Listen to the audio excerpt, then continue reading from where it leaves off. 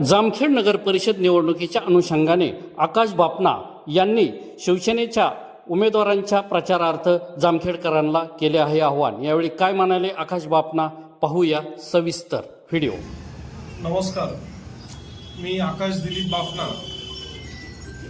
आमच्या सौभाग्यवती पायलताई आकाश बापना यांना मागच्या 20-25 दिवसापूर्वी आम्ही जेव्हा मुंबईला शिवसेना भवनामध्ये माननीय राज्यांचे उपमुख्यमंत्री, अनाथांचा नाथ, लाडक्या बहिणींचा भाऊ अशी महाराष्ट्रात ओळख असणारे दमदार असे आपले उपमुख्यमंत्री एकनाथजी शिंदे साहेब यांच्या हस्ते आम्ही मुंबईमध्ये प्रवेश केला। खरं पाहिलं तर गेल्या अनेक दिवसापासून आमची इच्छा होती का शिवसेनेमध्ये आम्ही प्रवेश करावा आणि आम्ही अनेक दिवसापासून या प्रवेश करण्यासाठी इच्छुक होतो, परंतु काही स्थानिक लेवलच्या चर्चा आणि काही गोष्टी कार्यकर्त्यांचा विश्वासात घेतल्यानंतर आम्ही हा निर्णय घेतला आणि मुंबईला आम्ही शिवसेनेमध्ये प्रवेश घेतला।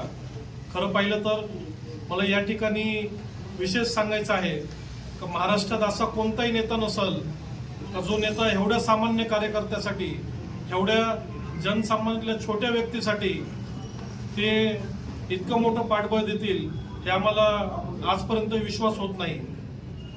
मी या ठिकाणी सांगू इच्छितो, गेल्या 4 दिवसापूर्वी जामखेडमध्ये एकनाथजी शिंदे साहेबांची सभा झाली आणि जेव्हा सभा या ठिकाणी पार पडली तेव्हा नंतर जर आपण पाहिलं असेल तर संपूर्ण जामखेडमध्ये एक नवचैतन्य वातावरण निर्माण झालं।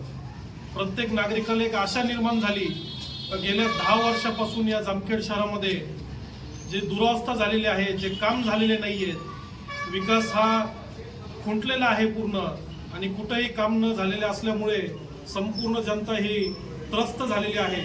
संपूर्ण जामखेडकर हे दुविधेत पडलेले आहेत। अशी परिस्थिती असताना आम्ही या ठिकाणी जेव्हा एकनाथ शिंदे साहेब आले तेव्हा एकनाथ शिंदे साहेबांनी समस्त जामखेडकरांना एक आवाहन केले की या महाराष्ट्र राज्याचं नगर विकास खातं जे एकनाथ शिंदे साहेबांकडे आहे ते नगर विकास खातं त्यांच्याकडे असल्यामुळे त्यांनी सगळ्यांना जामखेडकरांना शब्द दिलाय की तुम्ही आम्हाला फक्त यावेळेस आशीर्वाद द्या।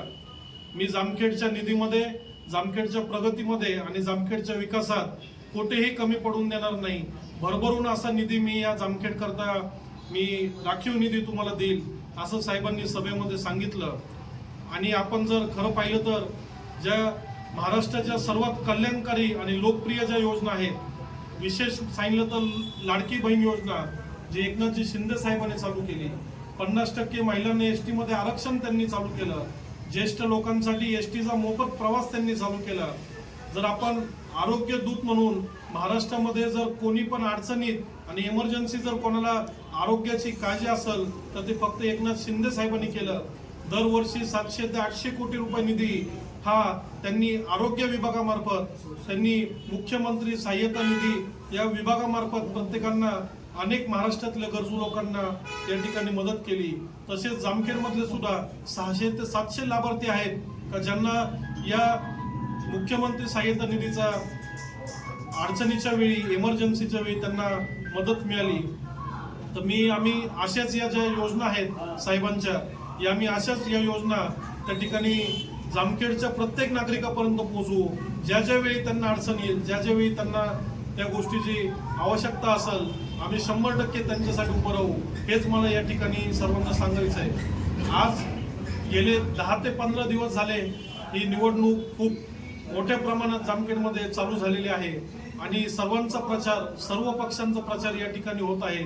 परंतु मला विशेष सांगायचं आहे की आजपर्यंतचा इतिहास तुम्ही बघा, या जामखेड शहरामध्ये इतके मोठे मोठे पक्ष 40-40 वर्ष झाले या ठिकाणी ते काम करत आहे, परंतु आम्ही या काही वर्षामध्येच आमचे तालुका प्रमुख कैलासजी माने सर यांनी जी शिवसेना जामखेडला सुरुवात केली त्यांनी, आणि आम्ही या ठिकाणी एक मोठं स्वरूप त्याला देण्याचं काम करत आहे आणि आम्ही प्रयत्न करत आहे। आपण पाहिलं तर गेल्या 20 ते 25 दिवस झाले, 1 महिन्यामध्ये शिवसेना ही घरोघरी पोहोचली आहे। धनुष्यबाण हे चिन्ह घरोघरी पोहोचलं आहे आणि प्रत्येकाच्या लोकांच्या मनामध्ये एक विश्वासाचं स्थान झालं आहे की नाही, आता जामखेडचा बदल होणार आहे, जामखेडचं परिवर्तन होणार आहे।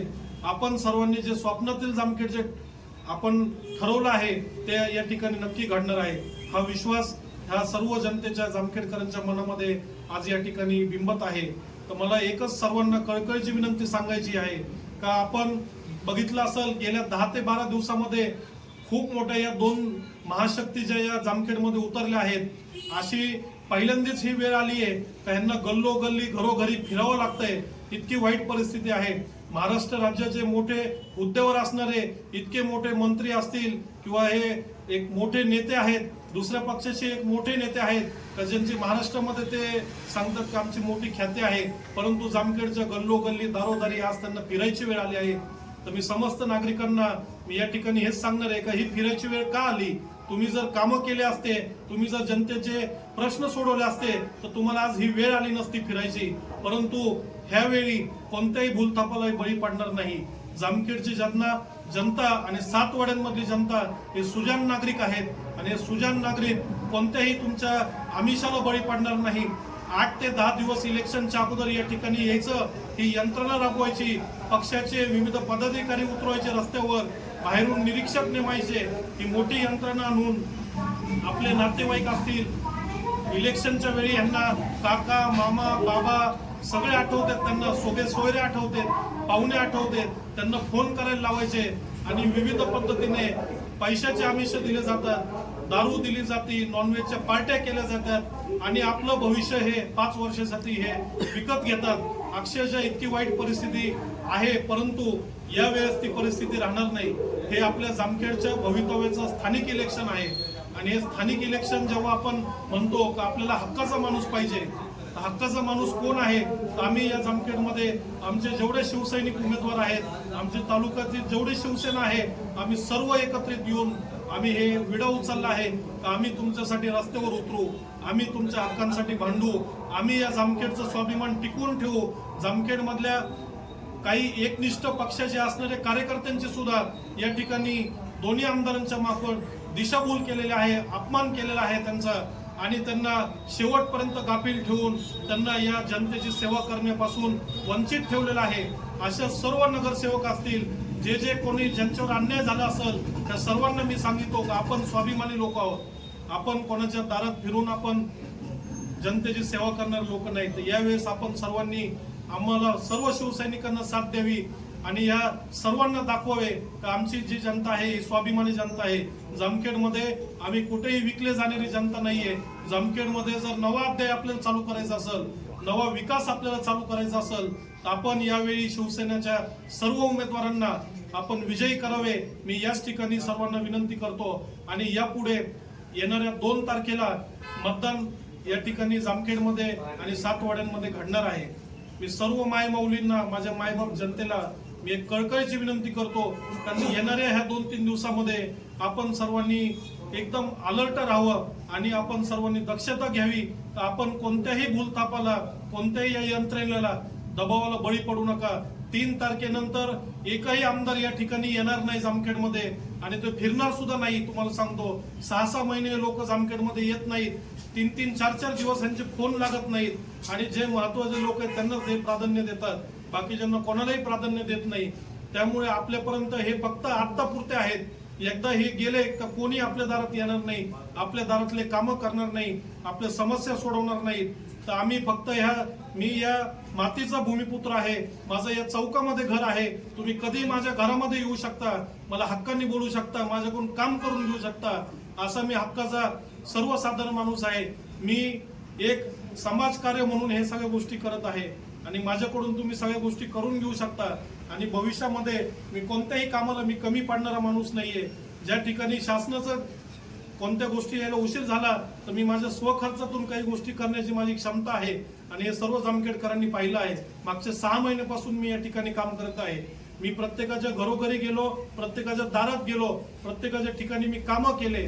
हे असेच कामं मी यापुढे भविष्यामध्ये चालू ठेवल.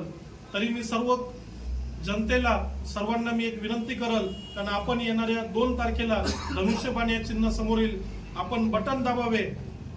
हे आमचं चिन्ह आहे आणि हा धनुष्यबाण इतक्या वेळ बटन दाबावे का आपण या महाराष्ट्रातील सर्वात मोठा हा ऐतिहासिक विजय घडवणारी जामखेडची जनता आहे. जामखेडची जनता फक्त विकासाच्या सोबत राहणार आहे आणि विकासालाच प्राधान्य देणार आहे ते संपूर्ण महाराष्ट्राला आपल्याला दाखवून द्यायचं आहे। आणि एकनाथजी शिंदे साहेबांना 3 तारखेला आपण जामखेडकर सर्व या ठिकाणून एक विजयी आशा घेऊन, एक विजयी रॅली घेऊन आपण मुंबईकडे जाऊ आणि एकनाथ शिंदे साहेबांना विश्वास देऊ का तुम्ही दिलेले शब्द हे आम्ही पूर्ण केले आहेत। आता तुमचं काम आहे पुढं या जामखेडला आपल्याला कसं बदलवायचं आहे आणि कसं करायचं आहे। तर ही सर्वांना मी कळकळीची विनंती करतो का आपण येणाऱ्या 2 तारखेला भरघोस असं सर्वात जास्त मताधिक्यांनी ह्या जामखेडमधील सर्वात मोठा इतिहास घडवा आणि आम्हाला सर्वांना आपली सेवा करण्याची संधी द्यावी। धन्यवाद।